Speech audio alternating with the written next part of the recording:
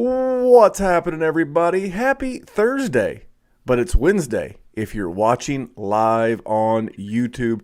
It is the DWZ Football Network's The Fabulous Big Bet. And today's topic, well, what else would it be? It's the Week 15 betting preview, but I am not alone. I am here with my co-host. I know him as the dirtiest player in the game today. You know him as Dr. Kyle at DWZ _ Dr. PT on Twitter. What's up, Dr. Kyle? Memphis. I just wanted to say it's been, I think it's now been like 2 weeks. I want to apologize. My stunt double, Dr. Lyle at DWZ _ Dr. ZT. He took over all of my social media last week and did not do so well in betting. So I want to apologize for week 14. It's there was some new thing that you guys did last week. I don't know much about it other than it sounds like Lyle did not do such a great job. It was a bit close, but I'm excited to hear about how that went with Yeah, your evil twin, while you were in Houston for work, he jumped on and he butted heads with the big host. But we're going to jump into everything that was. So remember from last week's review from our good friend Mike 444, we are going to keep this short and to the point in the opening. So we're just going to give you what's on the horizon. Be on the lookout Friday for the MRI Meets Dynasty Coffee Talk with this man, Dr. Kyle, and our graphics guru deluxe, Matty Biggs. And what's in our rearview mirror? On the Wednesday Dynasty Warzone show, we did our rookie 5x5 game, wide receiver edition, with Nick Wayland. A lot of good stuff if you're a Dynasty player, if you're going to be playing fantasy or daily next year, and you just want to get these names in your head, get a little bit of info on what they do and what they bring to the table, then those are a couple of good shows for you. And remember, don't sleep on the Warzone. There's going to be a lot of content. I wrote out the calendar for January and February. You're still looking at 2 to 3 shows a week, including Mock Draft Monday. We'll be doing startup mocks, rookie mocks of all different flavors and formats. You and I will be doing some gambling pods as it relates to the rookie draft and odds and stuff like that. So that's what's going on. And then 5-star reviews. We've gotten some good ones. Again, we mentioned Mike. He's changed the future of the Warzone. This intro is almost over, and it's because of Mike. And it's the easiest way to get this show where we want it to be. We're at 192 total reviews, and we're racing toward 200. We need 8. Can we get there by the end of the year? And as crazy as it sounds, that's like 2 weeks away. So we need like half a one a day, and you could be that one. So go to wherever you're listening and leave a review. Leave a 5-star. We may even read it on this podcast. I'll read one to you. It says, been listening and following the DWZ crew for months. Gave me some sanity during lockdown, as Memphis and the crew always finds ways to bring a fresh perspective and a voice on Dynasty outside of the normal echo chamber. Plus, Memphis's weekly prop bets have been killing it lately. They've been paying for the Sunday morning donuts. MT Hill, you sweet son of a bitch, God love you for taking the time out of your day to rate and review the show. So if you do a rating and review and we like it and you say nice things about Dr. Lyle or even Dr. Kyle, we just may read it right here. And, maybe we'll even, how about this, Dr. Kyle? If anyone does like a nice 5-star review, I'll do a cameo style shout out for you. I can dog cuss your league like I did that son of a bitch that gave us a 1-star review last week. You know what I called him, right? Well, I wanted to call him. Some rat eating, raggedy something. rat soup eating motherfucker is what I called him. But that's neither here nor there, man. The intro's over. Mike said no long intros. I'm ready to recap the week that was. So there you go, And Mike. why don't you recap your week? Okay, well, I'll recap my week. I actually had a pretty good week. So all season long, I've been doing this contest on DraftKings where I have to pick 5 games against the spread. And what I love about it is like there's no even numbers. Everything lands on the half. 2.5, 3.5, 4.5, whatever the half is. And it makes it interesting. There's no ties. So my record in this contest to date is I posted a picture. I'm dead even at 60%. I continue to go 3 for 5, 3 for 5, 3 for 5. You'll have the occasional 2 and 3 and the occasional 4 and 1. But I'm posting the pictures. That is my verification that says, hey, this is what I'm doing. So here's were the games that I put out there in the space last week. So I went 4 and 2 on the week total. And again, this is validated by the DraftKings Sportsbook contest and the tweets that I've put out. But I had Houston plus 1.5 at Chicago. Now that was a loss. I really thought Houston was going to come out firing, but they did not. They looked rough. They had like hardly any weapons. No Brandon Cooks. Will Fuller suspended. David Johnson had COVID. Kiki QT played, but he was hurt. I mean, it was really Deshaun Watson and a bunch of nothing. I had Arizona at New York Giants. The Giants were laying 2.5 at home. And I guess I could have done a better, and I should have. Let me rephrase that. I could have done a lot of shit, but what I should have done was paid a little bit closer of attention to that injury report on Sunday morning. Daniel Jones didn't look right at all out there, and it clearly showed in the game. But those are my only 2 losses. My wins, I had the Colts at the Raiders laying 2.5. That never really felt in jeopardy. The Colts clearly felt like a better team. And I think there's just something that teams are able to exploit against the Las Vegas Raiders right now. And their offense is good. I don't think it's great. So we'll talk more of those when I recap my big bet here in a minute. I had Atlanta. I'll save that one. I'll save that one for a second. I had Pittsburgh. Pittsburgh at Buffalo. I had Buffalo minus the 2.5. That was a little nerve-rattling through about a quarter and a half, and then it just looked very clear like Buffalo was the better team, especially on the offensive side of the ball. And then one you and I did a special one-off podcast on last week was the Los Angeles Superchargers against the Atlanta Falcons. And you just continued to get bad news after bad news after bad news about this game. First of all, you were up against me. That was strike number 1. And then Julio Jones was out of the game. And if you look at Matt, if there was an asterisk to this bet, it was if Julio Jones. Like, I liked this because I thought Julio Jones was playing because he played the week before. I thought we were in the hamstring clear.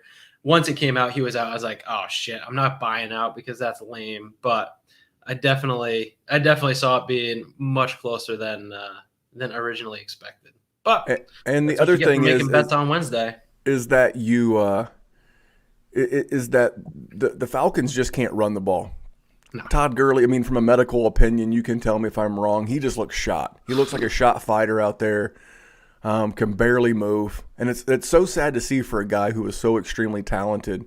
And he's only like 26 years old, but it looks like he's on a 1-year deal with Atlanta. And I would not be stunned if Todd Gurley was not in the league to start training camp next year. Now, I could see someone bringing him in, as an injury. I could see his career arc at this point being very Devonta Freeman-esque, where he's not on a team at camp next year and he goes in to replace an injured starter somewhere. But the precipitous fall of one Todd Gurley was also part of your undoing. But here's the thing: as confident as I felt in that bet with you, Anthony Lynn did everything in his power to just jack it up 6 ways from Sunday. He was trying to get that game away. I wanted to ask you because, like you alluded to crushing me, quote unquote, on Twitter. But at what point did you actually feel like the Chargers had this game? Because the Falcons had the ball with like a minute and a half left, and I was like, okay, maybe I actually have them here. And then Matt Ryan threw his 3rd interception of the game. And then I still thought that the Chargers, like with 35 seconds, that Anthony Lynn would this game, and they managed to pull it off. So the spread at 2.5 was set pretty. I mean, I guess anything under a field goal, like they all feel the same when it's 2.5 to pick them. But well, the reason why I like the Chargers, just to be honest, is that I did, like I said in the special preview we did, I didn't see either team having a real head coaching advantage. Raheem Morris wasn't great in Tampa Bay, and he's not been great in Atlanta. what I really found odd was I ended up getting closing line value because when we made Yeah. the bet and I was getting 2.5 from you, when the game closed, the Chargers were laying one. So it Yeah. moved Yeah. a full 3.5 points over the course of about 3 days, which is Yeah. pretty unheard of, unless there's like a major quarterback injury or something along those lines. And my big takeaway was like, so if the Vegas Sharps are given a point and a half for home field advantage, that's telling me that someone thinks that the Falcons are a 1 point better team on a neutral field. If they were playing that game in my backyard, that means the Falcons would have been giving them a point, and that never felt right. I felt like I'm getting the better quarterback. Matt Ryan, talk about precipitously aging. He went from being a top 10 Yeah. fantasy and I guess in a redraft, because in Dynasty obviously it would favor toward the youth, but he went from being a guy who was perennially putting up at a minimum top 12 QB numbers, and he still kind of is. He's on the fringe of a QB1 for fantasy purposes, but dude, he looks like he couldn't play dead in a Western. No. He couldn't be the guy who falls down from random gunshot wound in Tombstone, which I watched over the weekend. Great movie by the way. He played the extra of one of the Cowboys that got shot. That was Matt Ryan because he looked shot right now. So I felt like I was getting the better quarterback. I was getting the better running back. I was getting the better edge rushers. I felt the secondary was way better on the Chargers. I just felt like I was getting the better team, and I felt like the only handicap, if you will, was the head coach. So I'm up. So that's something new we're doing on the show. All that time that we used to waste talking about stuff in the intro, that's gone. If you see Mike 444 on the street, thank him, because we're just going to talk more about gambling, DFS, and just continue to have fun here on the show. So I'm up a unit on Dr. Kyle. I am going to keep that in my pocket until I hear his bets, and maybe I'll fire at him again this week. And then my big bet, another winner. I had the Colts and the Raiders over 51.5. And I think it was 38 at halftime. I think it was 21-17 at the halftime. Came right out, got a score after the half, made it 44, and it was all downhill from there. That was a no-sweat bet, which is nice. You don't always want to come down. And speaking of no-sweat, so that was my week. Before we get into Dr. Kyle, I do want to ask him, did you see how the Cleveland-Baltimore game, and did you see how that impacted bettors? Have you heard any of the tales? In what regard? I mean, I didn't. Well, I didn't watch the second half. Well, shame on you. The closing line on that game was Baltimore -3. Okay, Right. So Baltimore's up 3 Oh, with 2 seconds to go. You're probably not old enough to remember this show, but do you remember Benny Hill, the Benny Hill show? Yeah. With like the cops and the jazzy sax. Yeah. And then the Cleveland Browns are doing their best Benny Hill impersonation, and all I heard was, and all of a sudden they keep going backwards and backwards and backwards, and they go out of bounds. And that's a safety. And that caused Baltimore to win by 5. And I was listening to a betting show on Fox Sports Radio, and something like $1.6 million changed hands nationally between all the apps and the casinos and everything. 1.4 or $1.6 million changed hands on that garbage safety at the end of the game. Absolutely a horrific beat. So if you had Baltimore -3, you're getting a push. Okay, no big deal. You're happy to get a push.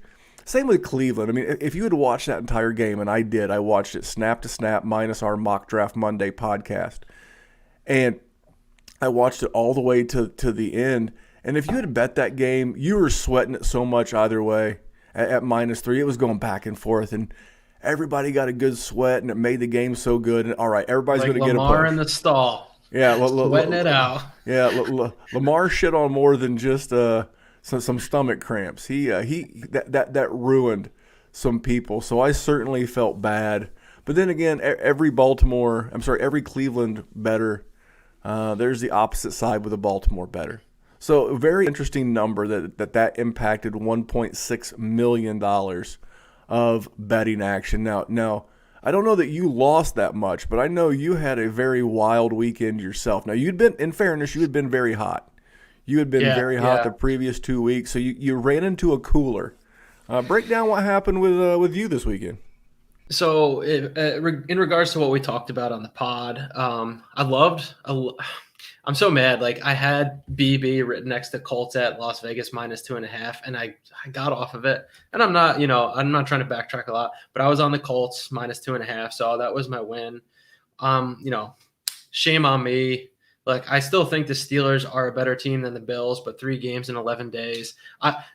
Earlier in the season, I took the Bills at home against Seattle, laying whatever they were laying because Bills had just come off of a weird streak with the COVID stuff with the Titans, schedule rearranging, and I should have let that hit me the same way with the Steelers. So, I still feel like the Steelers and if the Bills and the Steelers meet in the playoffs, I feel like that'll be a closer game. I feel like that game was closer than the score let on. And then I should have known that your week was doomed when we were going to start this show last Wednesday, and you texted me and you said, "How can the Bills be giving the Steelers 2.5 points?" That was the first text of your week. So it started rough. It kept rough, but you had some good weeks on props. Oh yeah, okay. Well, so my big bet was Falcons Chargers over 49, and it felt pretty good in the first half, and then Anthony Lynn at the end of the half, it almost felt like an over there was the hedge for the Chargers getting 2.5, and then magically there was no hedge, and I just lost them all outright. It was weird because they scored like 27 points in the first half. If I remember correctly, it was like 10-17. I'm like, okay, and it could have been 17 all or 17-13. Yeah, it felt good. Anthony Lynn, yeah, you got to avoid Atlanta. I got away with it by going against them, but normally Atlanta's where money goes to die. But yeah, and Matt Ryan, I think 2 of his interceptions were in the Chargers territory. So that's wasted time and then lost points, and all of a sudden the Chargers going back the other way. So yeah, I was on a hot streak with my big bets. I think that was 6 or 7 in a row up until that point. So I'm 9-4-1 on the year. My props, I was lights out on my props. I was on Jonathan Taylor in everything. Receiving yards, receptions, and rushing yards. What's funny about the receiving yards? So his first reception went for 20, and the number there was 14.5, and his next reception went for -5. And I don't think he had another one after that. So he only beat it out by half a yard. But I played them all individually. And then I also parlayed them because I was like, if I want to feel even better about it if they all hit. And then I was also on the Cole Kmet receptions. And then Mike Gesicki was my tight end of the week. So I got on Mike Gesicki receptions. I wish I got on a Mike Gesicki anytime touchdown, but I didn't. So actually my props brought me back up. The week was pretty actually even financially, maybe plus or minus $20. There's always money going in and out, so it's hard to know exactly what my account ends at every week. But this is the one that hurt me because it was a big tease week for me. There were a lot of 2.5 and 6.5 point spreads, and so 6.5 is a nice one to tease down to a pick 'em, and then 2.5 is a nice one to tease up to 8.5 or the other direction to over a field goal. So I had a lot of things teased, and one of the games I was on for a tease was teasing the Saints down to a pick 'em against the Eagles, and then they lost outright. So I lost a little bit there, but I actually got on the Browns for the tease, and so I was going into Monday night. If I won both of my teases involving the Browns, it was about a break even, and then they did. And then so quick, real fantasy football home league aside, ending Sunday night, I'm up by 25 points. I got Hollywood Brown to go, and my man's got Nick Chubb. And so my home league, more important than anything, even though it's nowhere near the most of money I have invested. So Nick Chubb, of course, goes off for 75 yards and 2 touchdowns in the first half. And I'm like, I can't stay up and watch this and pay attention to this. Otherwise, I'm just not going to sleep. So I had to just go to bed at halftime. And in my head, I'm like, what are the odds that they just switch the game up and it's just a Kareem Hunt second half?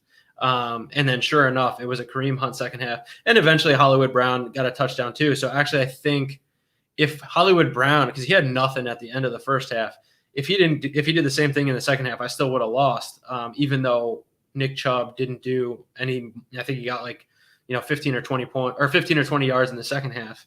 But the irony of the situation is my buddy Joe's younger brother Jake traded me Hollywood Brown in the preseason, and then Hollywood Brown knocked him out of the playoffs. So even if I get knocked out this week, it felt like a very nice taste of victory.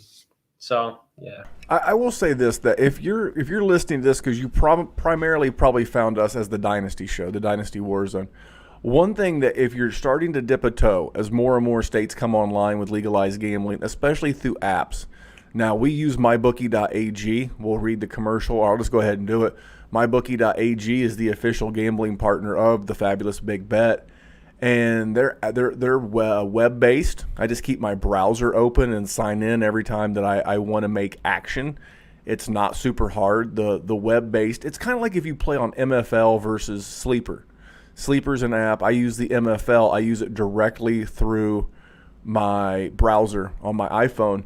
But mybookie.ag is super easy. But if you're crossing over from fantasy, player props are really a way to go. You know matchups. You know what favors who. The big thing that you have to learn as you're betting player props, which is the whole crux of my Saturday show, the People's Propcast, which I've got 7 straight winning weeks if you have been listening. And I have found free money, folks. Free money. That's my tweet every Sunday. Memphis tweets at me as props, and I just retweet and I said free money. If you don't get on it literally, he does all the research. He spends hours. So all you have to do is check his Twitter Sunday morning and say, oh, $5, $10, $15, whatever. Like, it is the research, but if you're into fantasy football and you're into stats, and as long as you stay away from the crazy juice, because that's what will beat you in the long run, because you're giving up odds when you bet with a bookie. It's not like me and Dr. Kyle when we bet on the Atlanta, versus the Chargers game. Dr. Lyle, Memphis. Dr. Lyle, I keep forgetting Dr. Lyle. But we bet, just straight up. There was no juice on our bet. But it makes it real hard over the long term to beat the juice if you're laying a ton. So I continue to see the props get sharper and sharper as the season gets on and on. But if that's where you're coming from, is the fantasy world, that's a great place to start dipping a toe. And you mentioned you were 9-4-1 on your big bets for the season. I am 9-5 on the season. So combined on our big bets, if you just bet our big bets every week, you bet mine, you bet Dr. Kyle's, not Dr. Lyle's, but Dr. Kyle's, you would be 18-9-1 on the season. That's pretty strong. That's well over 65% to make it as a pro bettor, which obviously you couldn't make it on 2 bets a week during the NFL season. But to hit at that clip is pretty impressive and documented because we record this show every week.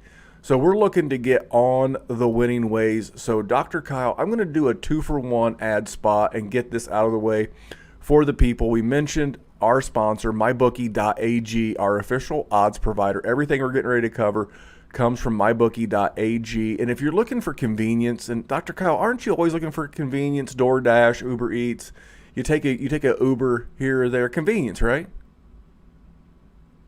Dr. Kyle must not be paying much attention to me. Oh, he ran off. Well, if you're looking for convenience, just hit pause on this podcast and go into the show sheet. There's a hyperlink takes you right directly to the mybookie.ag. The promo code DWZ Memphis is pre-populated. And just like that, bada bing, bada boom, you are hooked up at mybookie.ag. Again, it is web-based, so it does not matter your location. They are an international shop. So Dr. Kyle could always help you with mybookie.ag.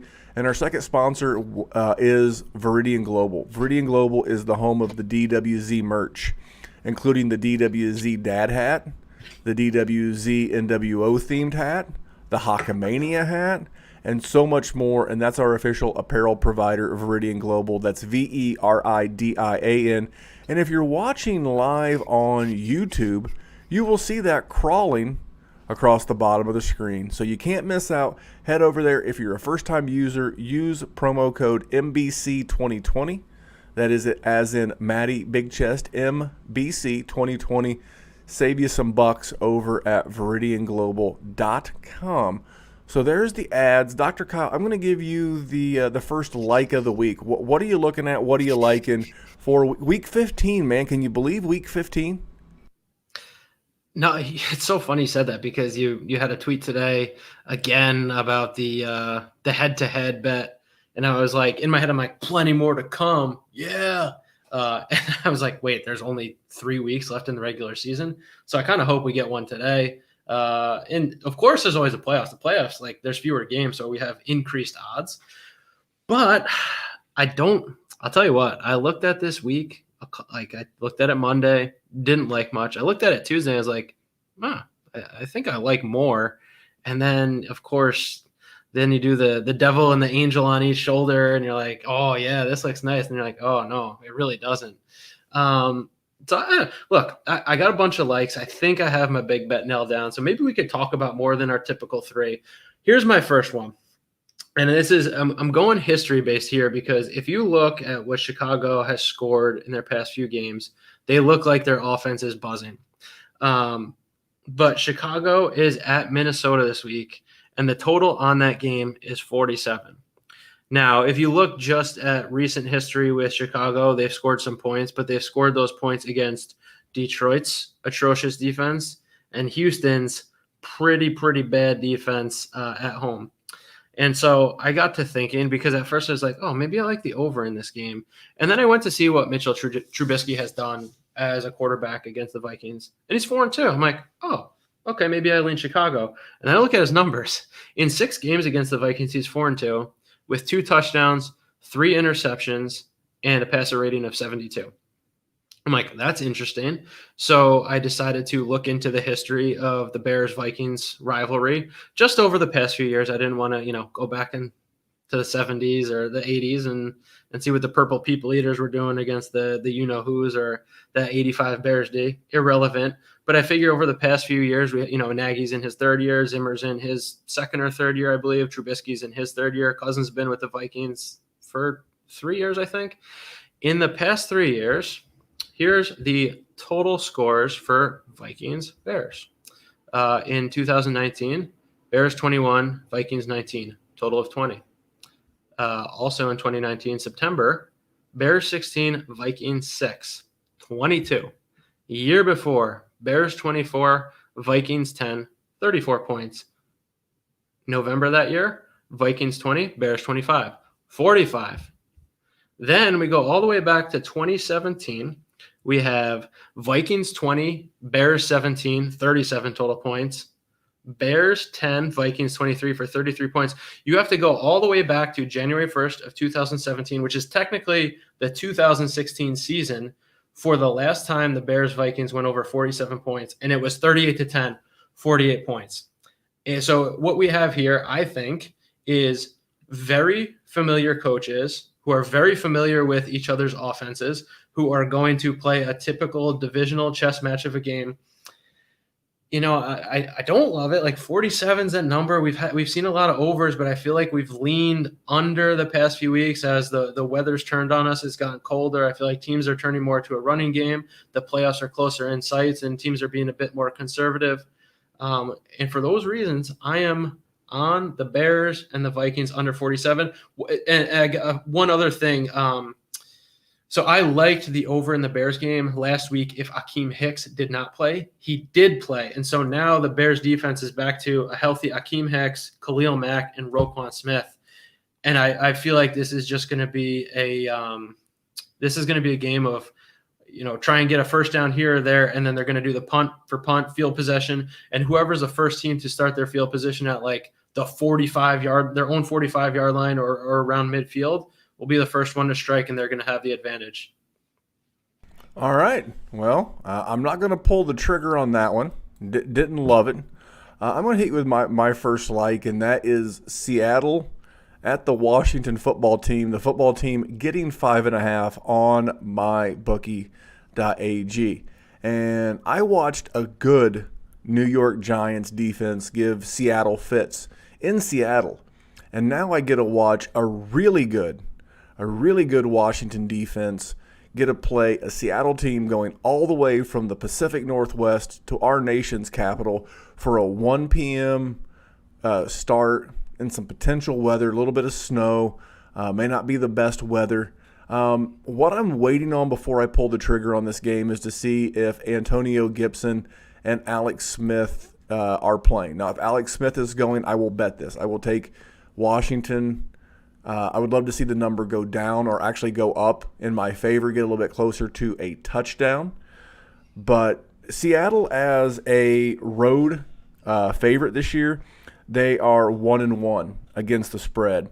And Washington is 3-1 as a home underdog against the spread. So I love this defense. I'm going to talk more about the Washington defense in the DFS segment, but I'm going to wait. I want to see the practice report clear up a little bit. Gibson was listed as a limited participant, went through some individual drills today at practice, and then I want to see Alex Smith because, like I said, I'm not going to bet with a Dwayne Haskins-led team. I don't think Seattle's all that. Like I said, I'll hit you with some more eye-opening stats on this one, but I'm going to wait. I'm going to wait a little bit. Maybe that number goes up. Maybe I get better information. And actually, I would rather get Alex Smith and Antonio Gibson and maybe give up half a point and bet it +5 and have those two guys than to get it +6 with Dwayne Haskins because I think that dude's a bum. But that's my first like. What is your next like, Dr. Kyle? Okay, I'm going. So actually, I like that one. I also lean the under that game. I did some RotoViz splits over comparing the last four to the first 2/3 of the season, and both Seattle's was averaging like 32 points a game on offense in the first 9 games. Last four, they're only averaging about 25 to 26, and they're only giving up 15. And then Washington has a very similar, not first half split or first 2/3 split, but also about 25, 26 points for, and only giving up 14. There's not a true equation to figure out what the potential is, but this is an outdoor game. We're getting some pretty nasty weather on the East Coast right now. And I feel like in a game with this low of an over-under, if you can get a home team, West Coast traveling to an East Coast stadium for a 1 p.m. start, home team getting a touchdown with an over-under, under 45, that just feels like there's no locks, but it feels really good. And again, it was the same thing. I was checking to see what the potential for Alex Smith was this week, because if Dwayne Haskins is a quarterback, I think maybe the under is still in play, but you can't touch Washington unless Alex Smith is there because he's at least going to protect the ball. My next I'm going back to a total. Maybe we got another we talk about. We'll see. Maybe we'll just shoot the shit on a game because perhaps it turns into a crossfire. But my next is Tampa Bay is going to Atlanta, and that total is 51.5. And being so closely tied to Atlanta this past week, I thought, 51.5. I think the spread's about 5. So you're telling me that this game is going to be, I don't know, 28 to 23. And then so I decided to look into the splits for both Tampa Bay and Atlanta. Atlanta, over their last 4 games, are only averaging 21 points a game, and they're actually only giving up 17 and change. So their defense has done well for themselves, at least from a points given up standpoint. I know there was that Raiders atrocity in there, and I forget what else was in there. They had some close games with the Saints that were probably both unders. And then Tampa Bay has also, their points for is down about 5 points a game from the first 2/3 of the season, or, first half, I suppose, if we're ignoring the last quarter. And they're down to about 24, 25 points over the last 4 weeks. And so I thought, 51.5 for a division rivalry. Tampa Bay is the favorite, but they're going on the road to Atlanta. And if Julio Jones is not a go, I don't see Atlanta doing anything on offense. This Tampa Bay defense has been good all season long. They've been in some bad spots. I think Tom Brady has I think he's been on the decline as the year has gone. Don't get me wrong, for 43 years old, he's all-time, obviously. To quote R.J. Bell, he's better than the Pope, Gandhi, yada, yada, as far as wins for a quarterback over the age of 42, I believe. And so I just see this game, also a division rivalry, being a bit more of a slow-paced game, field goals, some more punting. Tampa Bay got a bit lucky this week against Minnesota, who, Dan Bailey, I think, was like missed 4 field goals and an extra point or something. So yeah, I'm under Tampa Bay and Atlanta 51.5. That's one of the higher over-unders of the week. And I'm just trying to figure out where the high number is coming from, and I'm not seeing it. Like, the weapons are there. I think this might be one where, Tampa Bay is a very public team with, Tom Brady, and they got Evans and Godwin and Gronk and Antonio Brown, but it hasn't, it's not the whole is greater than the sum of the parts at this point. I think it's the opposite. And then Atlanta without Julio has been dust. So, well, I to me, it comes down to this: the scoring in this game is going to come down to really Tampa Bay is going to set the tone. Their defense is really middle of the pack, but Atlanta is actually, I don't want to say sneaky good, but they're better than advertised against the rush. As far as rush yards given up, Atlanta is in the top 10. They've given up the 10th fewest yards in the league. And they are also in we'll call it the top. They're tied for the top 11 in rushing TDs.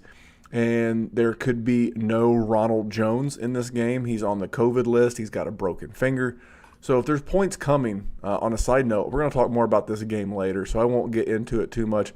And I'm not going to fire on you because I don't like the over a ton there. My second game is Indy giving up 7.5 at home to Houston, and I like the over. The over feels good as well. It's kind of enticing, given the last game these two teams played. The final score was 20-26, but that's a little misleading because the Texans turned the ball over on the 3-yard line in what would have made the game at least 27-26, which would have been 53.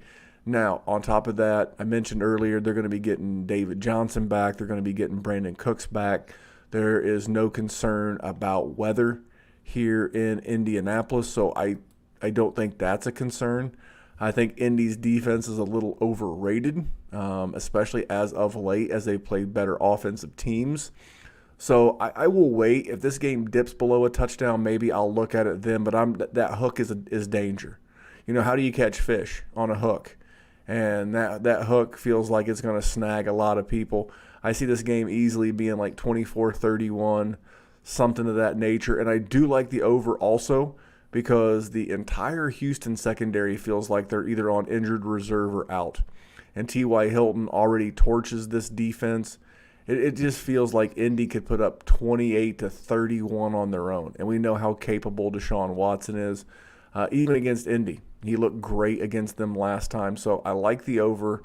I like the Colts if it gets down to, say, 6.5. This is one where I know people will bet teasers, like my lovely co-host here, where they would bet Indy down to either, minus 1.5 to maybe just a half. Depends if you're doing a 6 or 7 point teaser. I'm not the big fan of the teaser, Dr. Kyler, but I like this game. I'm going to wait. What else do you have before your big bet? all right, so it was an interesting one to see on Monday with New England is going to Miami this week, and they're getting 2.5 points.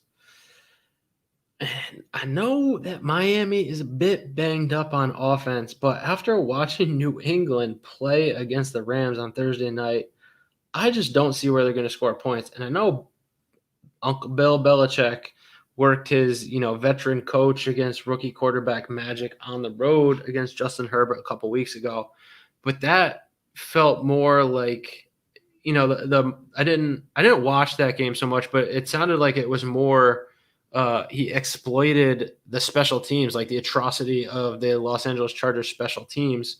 And Gunnar Olszewski ended up being the special teams player of the week. Not that anybody ever pays attention to that stuff, but there was some very key punt returns and I believe a field goal block in that game. And so, yes, it was 45-0 and Justin Herbert didn't have his day, but that just felt like, like Bill Belichick knows what he's doing. But like I researched the Bill Belichick against rookie quarterback stat for that game, and I think at the time he was 18-5, but he was 11-0 at home and 7-5 on the road, which is very close to 50-50. So now he's 8-5 on the road, and now he's going on the road to Tua. So yes, there's that narrative of Bill Belichick being good against rookie quarterbacks, but I just feel like Miami's defense is so good, and Brian Flores is he's really bringing this roster along. I just feel like the Brian Flores familiarity with the Patriots organization outweighs Bill Belichick against Tua. I don't know. I just like Brian Flores is like, it's already been in interviews that he's aware of how good Bill Belichick is against rookie quarterbacks. I think he's going to scheme a very safe offensive game plan for Tua to minimize mistakes. Does that make you like the under? I'm just listening. The under, it's so low though. If the under was around 44, 45, I would be on it, but I think it's 41 or like it's 40. It's 41.5 right now on mybookie.ag. But I ask because, I mean, how many points do you see Miami putting up against Uncle Bill? Max. Yeah. Well, let's see. Did I do? I think I did the splits on this one. For this game to go over, you would have to have like 24-21. Yeah. Or, 20, I mean, even 20-21 is going to, get you paid on the under. It just it feels like an under game. Well, yeah, and in New England's last 4, they're averaging 22 points a game and giving up 17. And in Miami's last 4, they're averaging 20 points a game and giving up 16. It feels like a smash under. So is this your big bet? It's not. It's not. All right. Well, I'm gonna fire on my big bet. Get the ball rolling here because I'm not scared. I'm not that guy. I am going with the San Francisco 49ers lane 3 at Dallas. Now they activated George Kittle off of the injury reserve list. Now that does not mean that he will play, but he's going to be pestering the shit out of Kyle Shanahan. Like, can I play? Can I play? Can I play now? How about now? Can I play now? That's what he's going to do. But other reasons why I like this game, I love backing a well-coached team that was just embarrassed as the betting favorite. They were the favorite against the Washington football team, and they got beat outright. Didn't score an offensive touchdown. And who are they playing? They're playing a Dallas team that, they beat Cincy 30-7, but there was a defensive touchdown in there. And this game was still 20-7. In the third quarter. It was hardly the blowout the score would indicate. This Kyle Shanahan run scheme against the worst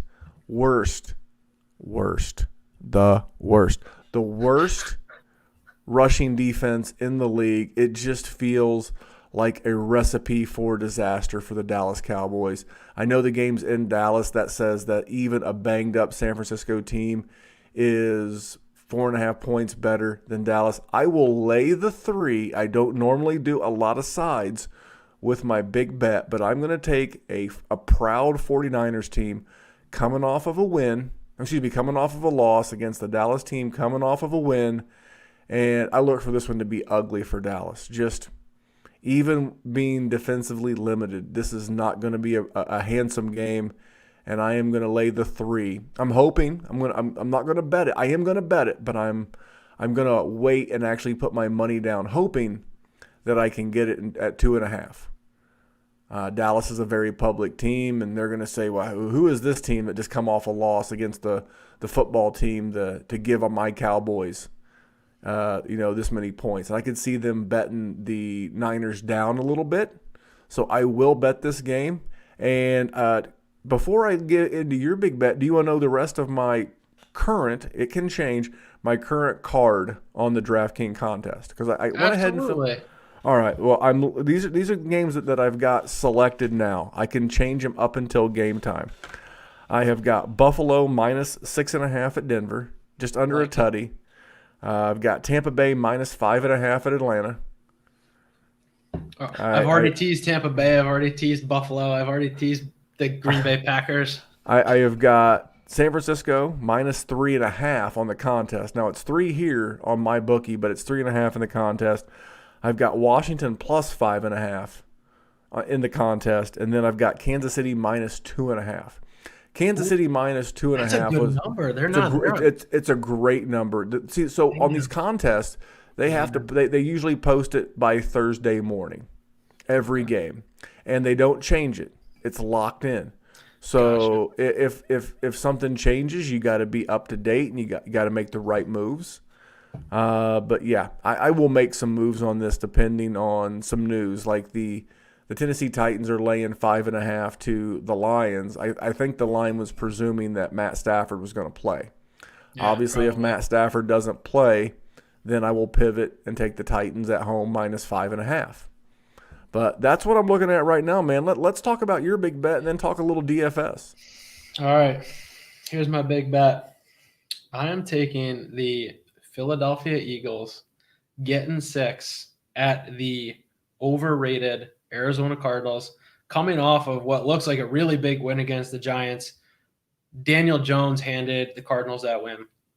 And the reason I like this, so the total on this game is also 49. I like the under on this game as well because the Eagles have played very good defense most of the season. And so I didn't look into, averages, but I looked back at, let's see, what they do. Like they held the Packers scoreless in the first quarter, and then it took all the way until, I shouldn't say all the way until like that total 30-16 looks like a blowout, but the Eagles were actually leading at the end of the first quarter. So I feel like this Eagles team, with Carson Wentz not being able to convert a third down, plays very good defense, gets off the field, and then a minute and a half later, they're back on the field. I saw it happen against the Seattle Seahawks. They made Russell Wilson miserable in the first half of that game. Eventually DK Metcalf broke loose for a few. And again, like Seattle and Arizona are very, very similar, even teams. I think Seattle's offensive line is a little bit worse than Arizona. Arizona, however, doesn't run the ball well. So I think the Eagles are able to set up very well against the pass. Why I like this, though, is now that Jalen Hurts is the quarterback, the Eagles are finally playing offense the way they should have when Carson Wentz was being just traumatized in that backfield all season long.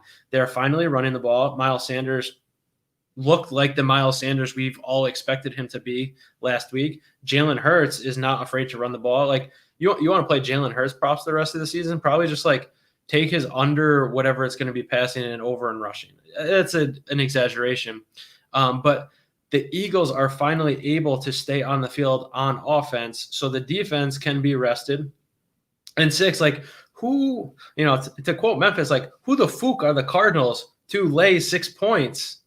Like I just don't see it. Like, yeah, they blew out the Giants and they blew out the Cowboys, but other than that, every game has been within 6 points. And they haven't looked that great. Like Kyler Murray's not an MVP quarterback that everybody thought he might be early on the season. I think there's more film on him. I think people are getting familiar with him. Maybe it was his injured shoulder, but I think the Eagles have very much rallied around the quarterback change. I think they want to play at this point, and they're very much back in the NFC East mix. So I'm locking in Eagles +6 at Arizona this week. That's my big bet. Oh, well, I may fire on you. I don't know, but I am going to support you on that under, and here's why. The Arizona Cardinals are low-key the 9th, actually tied for 8th fewest yards per play given up in the NFL at 5.3, and the Eagles are 6th with 5.2. So these are two better than you think teams as it relates to scoring. I'm pulling them up right now by points. The Cardinals are top 13 in points allowed on the season, and the Eagles are 19th. So one's in the upper third, one's in the middle. But I'll be honest, without Carson Wentz, and there's no bigger Carson Wentz stan than me, that without Carson Wentz turning the ball over, how many of those 328 points have the Eagles given up were caused by Carson Wentz turnovers that created short fields for field goals or maybe a quick cheap touchdown? And you're looking at these two teams, so maybe that under is the play. I think you're on the wrong side of that because of injuries to the Philadelphia secondary. They may not have Darius Slay. They just put one of their safeties on IR. So I don't know that Kyler can take advantage of it. I do like your comment on the under. So there you go. That's the bets. That's the recap. Man, let's do this DFS thing. You ready to do that? Oh, this is my favorite part of this week. I saw you did some cashing last week. You posted 3 pictures. Cashing. Well, here's the thing. First of all, I want to give a shout out to the Podfather, a.k.a. Matt Kelly. He is correct. DraftKings is at least in my 2 weeks on that platform, the DraftKings format is much better for the non-gambler. If you're like a lottery ticket type player, maybe FanDuel's better for you. But if you put in a little bit more work and we're becoming DFS grinders. But if we're DFS grinders, it seems to favor DK. So you posted 3 winners. So what was your lineups? What was good? What was bad? What was meh? I mean, I feel like my only meh was I thought the Giants defense was going to come to play against the Cardinals last week.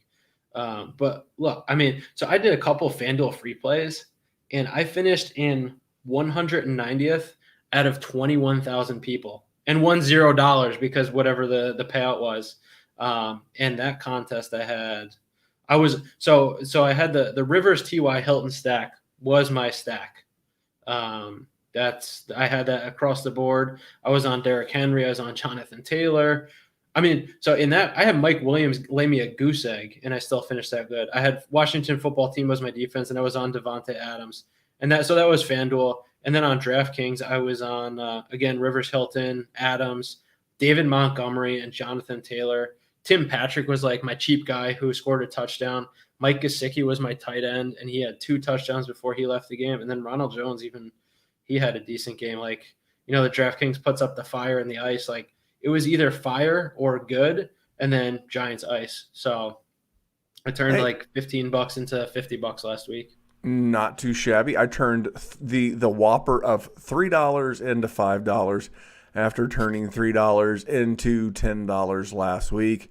I'll just jump into money. Hey, yeah. Man, scared money don't make money. I'll just be honest. I put a lot more money. I did a 10-unit bet 2 weeks ago on my Baker prop, and then I went back to the well again with a 2-unit bet on Baker's passing prop. I tend to fire more in that range. I have plenty of gamble in me, as I do on my sides and totals, and I post just about everything on Twitter. DFS, man, this is just really learning. That's why when I learned something about, DraftKings being a better format for the sharper player from Matt Kelly, I'm going to give Matt Kelly a little tip of the cap and say, thank you for that bit of advice, because that is true. In my 2 weeks so far, I will tip the cap. I will say, hey, that's a great call. And it's working out so far. So this week I am going with, normally it's in life, it's kind of bad business to be in the middle. You want to be on the high end, you want to be in the low end, you don't want to be in the middle. We preach on the Dynasty Warzone, don't be in the middle in your Dynasty League. But in this week, man, with my stack, I am going to kind of stay in the middle. I don't want to pay up super high. I'm going to do a triple buck stack. I'm going to go Tom Brady at 6,600 with Chris Godwin at 6,200, as he is cheaper than Mike Evans this week. And then I'm going to wrap that up with a Gronkowski stack. That's right, big Gronk. I mentioned earlier. So against the quarterback, the best the best DraftKings team to play against, the Atlanta Falcons. They give up 26 points, DraftKings points, to the quarterback position. Then you cycle over to the wide receiver position, because that's what Mike Evans and Chris Godwin are.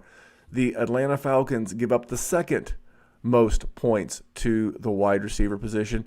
And then let's just scroll over to the tight end position, and they give up the 6th most points to the tight end position. Conversely, all that being said, all that positive momentum, you flip the script and you go running back. The Atlanta Falcons are the 6th toughest matchup for running backs. We already mentioned that Rojo probably will not play this week. So where is this team soft? I tried this last week. It was kind of meh. with Justin Herbert and Hunter Henry. Hunter Henry can kiss my ass. That guy, that guy could have the best matchup of matchups, and he finds a way to dog it each and every week. So for those reasons, Hunter Henry can kiss my ass, but I'm sticking with a Tampa Bay Buccaneers three-headed stack. And then my run it back. So if the stack of the Buccaneers hit, how is Atlanta going to score points? Healthy Julio or not, I'm going Calvin Ridley. He's my high dollar honey. He is the highest price guy I've got this week at 8,200. I did not want to pay up because the Saturday night games are not on the Sunday slate that I'm in. So I couldn't pay up for Devontae Adams. So Calvin Ridley in a dome, I'm about that action. A couple other things real quick, and I'll throw it to you. Chalk dust to me, J.K. Dobbins and T.Y. Hilton. T.Y. Hilton, I can't wait to see if T.Y. Hilton decides to hire Louis Riddick as the GM of the Houston Texans.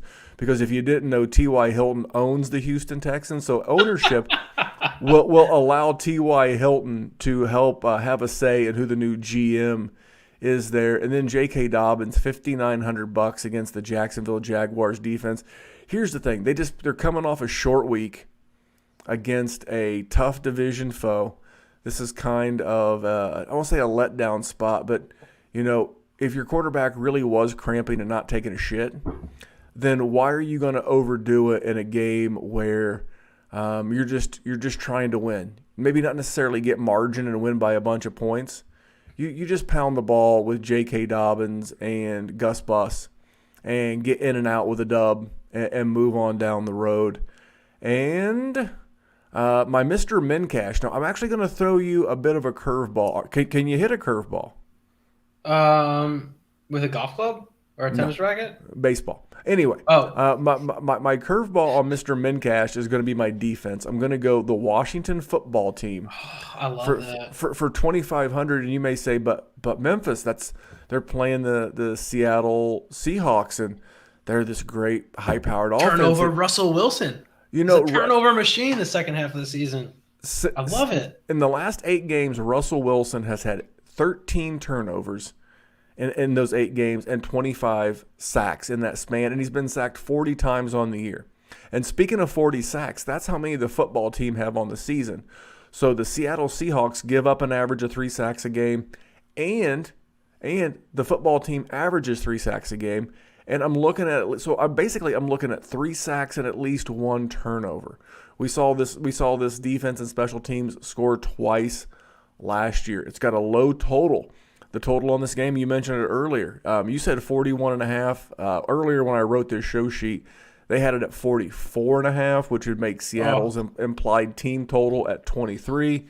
Again, a West Coast team going east for a 1 o'clock start. That offensive line, like I said, I think I get 1 to 2 turnovers. I think I get 3 sacks, and that makes $2,500 for the Washington football team's defense feel like a steal to allow me to work a little bit more around the edges. What do you have, man? Give us your stack, your high dollar play, your chalk, and your min cash. So we got some similarities again this week. I'm going right back to the Phillip Rivers T.Y. Hilton stack. I like the over in this game. I like how Indy is scoring points. And if Houston can come to play, I was so excited about Phillip Rivers last week, and then the Raiders were just out of that game that I don't think Rivers got more than a handful of fantasy points in the second half of that game. So the Rivers Hilton stack. So yeah, very chalky with Hilton. He's been so good the past few weeks, and I don't know if everybody's caught on yet. I'm on. So I got Ridley as my flex. He's my high dollar honey. And so Rivers, and then I'm going back to Jonathan Taylor. Houston has Jonathan Taylor. I couldn't do it at 7,200. Yeah, no, he's just getting agree. more involved every week, though. I totally agree with that analysis. But here's the thing: he went from being a $5,900 steal to being quite pricey. I don't want to say virtually overnight, but he went pretty high. So I don't disagree with the play. His coming out party a couple of weeks ago was really against this team. But yeah, man, I'm just having some fun with you. No, and look, so I looked at the options this week, and Taylor looks good. James Robinson, $100 cheaper, but if that game script against Baltimore gets negative pretty quickly, he could disappear. Montgomery against Minnesota, I like the under in that game, so I don't know if I love Montgomery there. Then Miles Sanders still like a bit of a question mark. Chris Carson against Washington, question mark. Antonio Gibson, question mark. Cam Akers even feels like a little bit of a question mark because, yes, he's 20 plus carries in the last 2 weeks, but only 3 receptions. And who knows what happens if the Rams are up 30 at halftime? Like, do they just not even try to move the ball? Do they put in backups? DeAndre Swift is next, and like who knows? Like, god damn it, you know, in the league that I was talking about earlier that I barely won when I had Matt Stafford and DeAndre Swift. And when all of a sudden I saw Chase Daniels was throwing passes and Kerryon Johnson scored a rushing touchdown in the fourth quarter of that game, I almost threw my laptop through the fucking wall. Alexander Madison, 6,300. Then it's Zeke and then Rojo. And then I saw Dobbins and like, I don't know. Like, I just, there's not a lot of trust there. I feel like at this point, I can trust Jonathan Taylor, even if he's 7,200. So I went with him. And then I throw in Jeff Wilson Jr., 5,100. I think that's great value against Dallas's terrible run defense. And then my receivers outside of T.Y. Hilton, Brandon Aiyuk, stud, absolute stud recently. And then so I was looking for cheap running backs to fill my flex, and I searched Lynn Bowden. Doesn't show up as a running back on DraftKings. Wide receiver, $3,600. Lynn Bowden in the past 2 weeks. 2 weeks ago, 4 for 41 on 4 targets and a rushing attempt for 11 yards. Last week, 7 for 82 on 9 targets and a rushing attempt for 2 yards. Don't let the fact that it says the opponent rank is 9th. Like, I think Lynn Bowden is a bit of a he's a bit of a wild card for the Dolphins offense, who is hurting on the offensive weapon side of the ball. So get him cheap, and then I'm going Hawk for my tight end. He just felt reliable. I was like in my head before I even looked at when games were being played and the prices. I was ready to be all over Robert Tonyan this week, and then Green Bay playing on Saturday, so not in the main slate for DraftKings. And then Calvin Ridley and the Washington football team. Well, there's some similarities. It looks like we're gonna have to chop up this $1 million over there. But man, all in all, it's been a good time. We continue to have success. We're feeling out how to make this entertaining.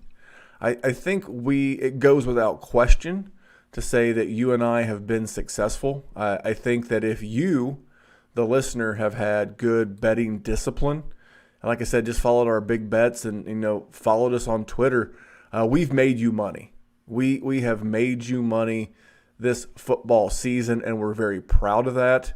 And it's going to get better. Stick with us. The entertaining part of it, the me busting his chops, and at some point he'll be talented enough to bust mine. It's cool. We're getting there. You meant old enough. Old I'm enough. So young compared to you. This is true. What's that? Is that? I thought that was water behind your ears. It's just an iPod, an AirPod in your ear. So, we're good there. But no, man, we're coming around, and I'm about to get you on the People's Propcast some Saturday with me, knocking out some. Let's do it this Saturday. I will see what's what. I have so cool story. I'll be the judge of if it's cool or not. Not really. It's inventory time. It's inventory time at the facility that I work at, and we're hoping to have it done on Friday. I may have to do a half a day on Saturday, but after that, I am off work until January 4th. So I will have upwards of 16 days off. Yeah, it's great. And looking forward to it, recharging the batteries and grinding hard. I'm working on something behind the scenes. I've not really mentioned it for our Patreons. It'll be a Patreon exclusive for a long time. I think I'm going to write an ebook about Dynasty Fantasy Football as the season starts to slow down. And that will be something that I share exclusively with the patrons over at patreon.com/Dynasty Warzone. So a lot more about that to come. Thank you for tuning in. Please leave us those 5 stars. If we like what you say, I may read it on air. And if I don't like what you say, I may cuss you like a dog. I don't know. There is no in between with us. But here at the Dynasty War Zones, the fabulous Big Bet will tell you that money won is twice as sweet as money earned. Tell them goodbye, Dr. Kyle. Peace. Oh, you're supposed to say goodbye, Dr. Kyle. All right. Bye, everybody. Have a great week.